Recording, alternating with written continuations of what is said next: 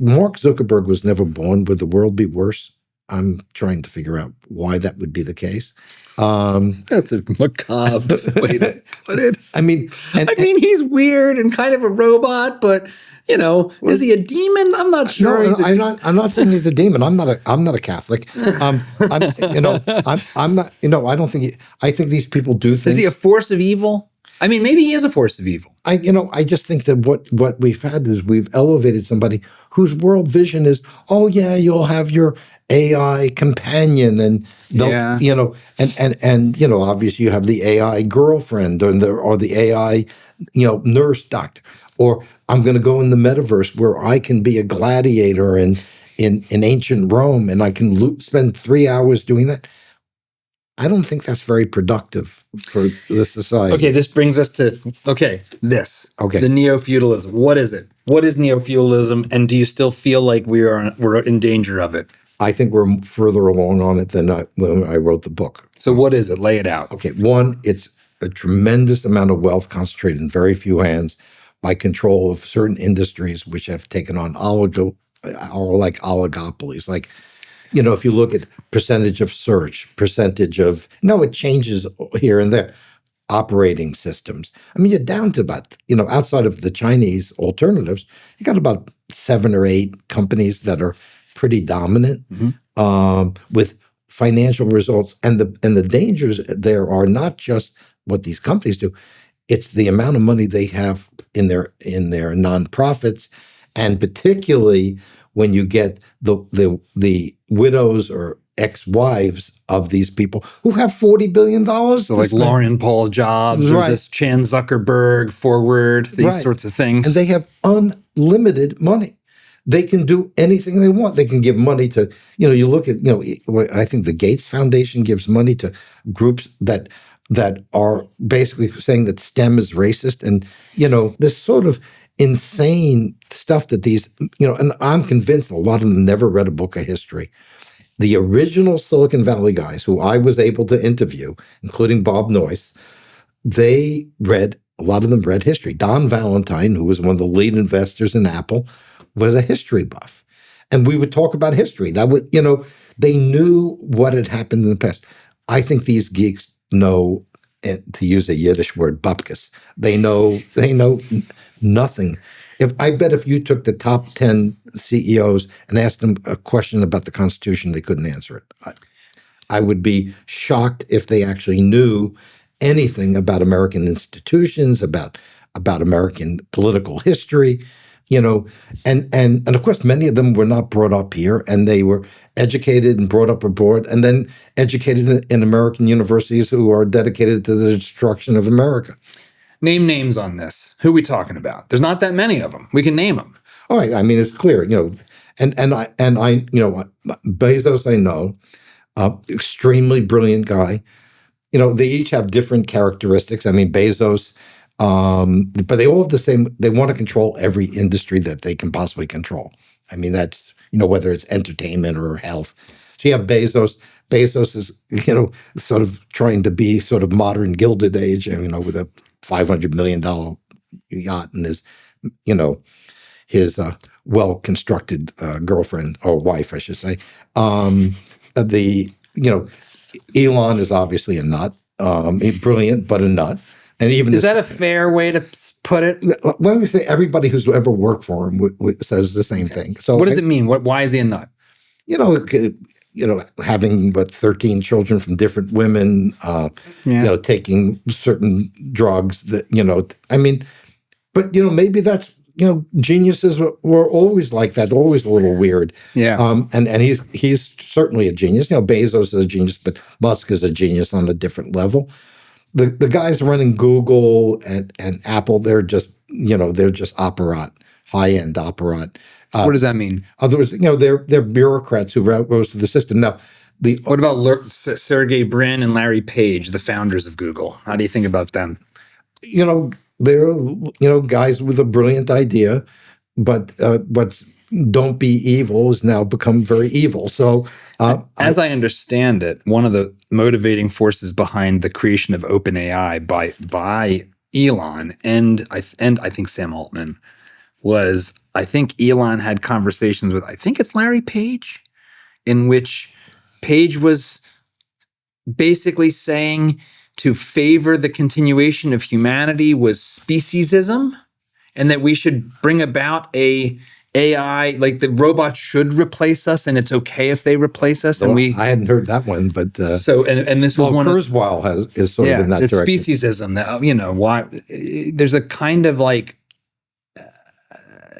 it's all Asperger's spectrum behavior. It strikes me as. Anyway, keep going. But that's if you go through the list, they have a certain ideology. I think Elon, because he's a founder and because he builds things, he's different than the rest of them. He's kind of a founder, right? Well, SpaceX is pretty much. Did he found SpaceX? It pretty much is. Because he didn't found Tesla. Right. But anyway, they're his companies. Yeah, No, I mean, he's. I'm not trying to take away from him, but there is this little bit of like other stuff going on. But I think that these are people who, I think Jonathan Sachs, a former rabbi for the UK, he said they're engineers. They look at the world in a very sort of here are measurable results, and we do this, that happens. The other parts of human existence, I don't think they really get, and they don't quite understand that what they're doing. Let's say, and I don't know if they care or they don't care. Having 8-year-old kids on cell phones is really a bad idea. I mean, I can tell you, even at the college level. Now, my partner doesn't let me do this, but I do it in my own classes. I say first day, no phones, no computers.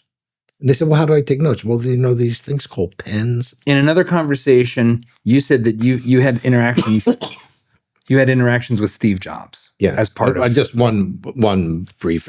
I'm a huge fan of Jobs, and whenever I bring this up, people in the audience like, he's a terrible person. What's wrong with you? Well, he struck me as an arrogant ass, to be frank like about there it. was a lot about him, but he was brilliant. Obviously. He was brilliant. He was well, yeah. What you drew a contrast between Jobs and this new era of tech founders. Well, I mean, I think you almost have 3 eras. You have the founders of the digital age, Trey Big, Jobs, the early semiconductor guys, Hewlett and Packard, and Noyce, those people. They were the founders, and they created this new thing. After them came the era, what I would call the MBA era, when essentially most of the tech money went into, selling stuff, social media, and that was where the original VCs that I interviewed tended to be engineers themselves. The next group were MBAs. Harvard MBAs probably have destroyed more companies than any group in history. But and the guy I do the AI classes in Harvard MBA, so I always give him crap about that. But rightly so. Right. So you had that group, and that was where it was a lot of consolidation. It was generally offshore, virtually everything. Nothing got. Which time frame are you? This is really the early 2000s. Early 2000s would be probably when you really started seeing the commercialization of the internet. Yeah, post.com bust, where out goes pets.com. But hey, eBay, Amazon, these are real, and off we go. Right. So and now what I'm thinking is there may be a third wave, which will probably be less oriented to just software, but more into building things, space-related, medical-related, and things where you're using technology to actually solve problems as opposed to distract people, which is what we've been doing. And that's these young, and not just young, but people certainly young by my standards, but people in their 30s and 40s who are starting these new companies building things. And they have a very different mentality. And I think if they have a hero, it's Elon Musk. How do you think about Peter Thiel? Well, I've had lunch with Peter. I think he's a little ideologically out there, and sort of, I don't see a great human vision there particularly. And I guess now he's into this thing about Satan or the Antichrist. Antichrist. He's doing like a four-part lecture series on the Antichrist. Yeah, Tim Dillon had a good. Yeah, I had a good bit on this on Rogan. He's like, so I'm into like military contracting and mass surveillance technologies, and I'm really into the Antichrist. It's like, no, it's a little interesting. You sound a little like the Antichrist. Did you see the Ross Dohat interview with Peter? No. You really got to watch that. Yeah. Ross asks him, do you want humanity to continue? And Peter stammers on it and saying yes. And Ross points out, like, this shouldn't be a hard one. And he continues to. I've met Peter a couple times. I don't know him well or anything. He's interesting and scary, but also like orthogonal in ways that are hard, because he criticizes a lot of this culture that you're talking about in the Valley. He's the one that said, laid out this idea that we have this stagnation where all the energy in tech and Silicon Valley was dedicated. He's like, we wanted flying cars, and instead we got 140 characters talking about Twitter. So he is a complex character. There's a lot of people on both sides, left and right, that think him and his companies are forces of darkness. Well, I think that obviously having the capacity to defend the country is probably not necessarily bad. I just find a lot of them to be just lacking humanity. There's a gene somehow. Maybe they got an extra gene and they lost the gene along the way. The sense of humanity is just not there. What do you mean by that? What do you mean by humanity? Like, how do regular people live? Why do we have children? Why do we? I mean, if you think you're not sure about humanity and you want to have robots, like, I don't know, that doesn't seem very appealing to me. I mean, the whole idea of being a human being, in large part, is having a family, passing on your traditions to the next generation. I'm very happy that my girls have taken up the tradition next, and my younger is much more religious than I am. And I think that to break everything down into technology. I'll tell you, I did a show. I don't think it ever hit the air, but Katzenberg and Spielberg were doing a show on the future. So I was there with Kurzweil and a bunch of other techies, and I was like out there by myself, like. Kurzweil. You're like, why the hell did you have me show up? Well, and it turned out I was the only one who said, well, I don't think information technology is the solution to many problems. And I had just come back from India, and Kurzweil said, well, I was in Dharavi, and it's pretty awful there. I've been to Dharavi, actually. It's the biggest slum in the world. Mm-hmm. It's the backdrop for the movie Slumdog Millionaire. Right. Yeah, I spent a week in there for my documentary with Arthur Brooks. So yeah, so I was saying, oh, well, but they have information technology. And I'm saying, yeah, but they have a terrible diet. They don't live very long. They have, all sorts of tremendous problems. And the fact that they can look at a Facebook video doesn't seem to be really the solution to their fundamental problems. And I felt that there was this sort of wanting to replace humans as much as humanly possible. And then this notion of essentially melding people with machines. And by the way, they may be right. I mean, when I'm writing all this stuff, I may be prophetic about bad stuff. It's not what I want. But I think it's happening. And I think the technoids, both the progressive technoids and the conservative technoids, aren't all that different on those issues. Yeah, I'm with you that there's peril. There's peril in these technologies. There's peril in the impact on our kids, on our families. My wife and I we adopted a teenager from South America. And we are facing this totally different set of challenges around screen time management, because it's actually, it's hard to do in general, but it's easy with your own young kid because you can just turn it all the fuck off. Right. But we brought someone into our home, and he's a great kid, and it's going great. But he's old enough to be like, well, I know what I'm doing. We're trying not to be too restrictive, but at the same time, he doesn't really know what he's doing. And the internet is like a dark, horrendous place filled with exploiters. And I open up the privacy settings on Facebook, and I want to put Mark Zuckerberg in prison. Yeah.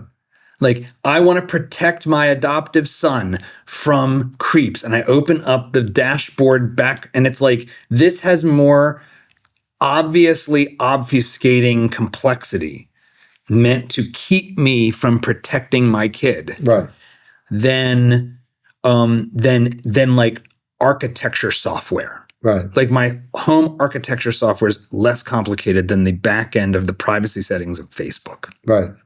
And that just makes me filled with rage and feel like these are not good actors in our society.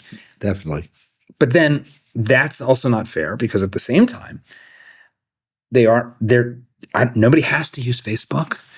And these are voluntary private enterprises, although the involvement of the CIA in a lot of this makes that also not entirely true. But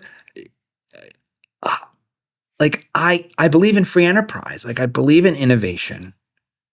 And so I'm very conflicted about all of this. Well, you should be, because like a lot of the tech stuff, it's making, it is some tremendous advantages. So the question, and this is what I'm working on now, is it's, again, I keep going back, it's molecular. It's at the very bottom, who we are, not just the technology. If we're crappy people with crappy values and we have powerful technology, that's really bad. And the question is, how do we create an environment where people, feel that they don't need to escape all the time, where they have real understanding of human beings. I mean, I think a lot of what's happening, for instance, with people beginning to go back to church, is just to have access to other people. I mean, there's a, and I think if we have a totally secularized society with a huge percentage of population that's not married, doesn't have kids, and then they embrace this technology, it's going to be very toxic. It's a Brave New World. It's some horrible chimera of 1984 in a Brave New World. Yeah, I mean, it's, I taught a whole class on Brave New World, so and I think in many ways it's the most prophetic.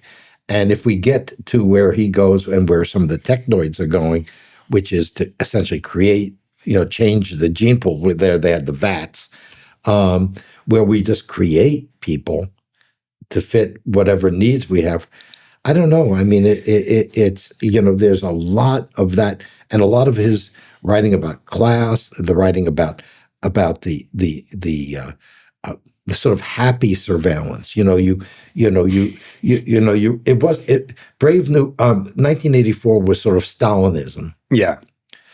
I would say there's a little more California in Brave New World. If you like this clip, you should check out the full video and all the other great content we've got at Dad Saves America. So be sure to hit the like button, subscribe, and ring that bell so you won't miss our new stuff as it drops each week.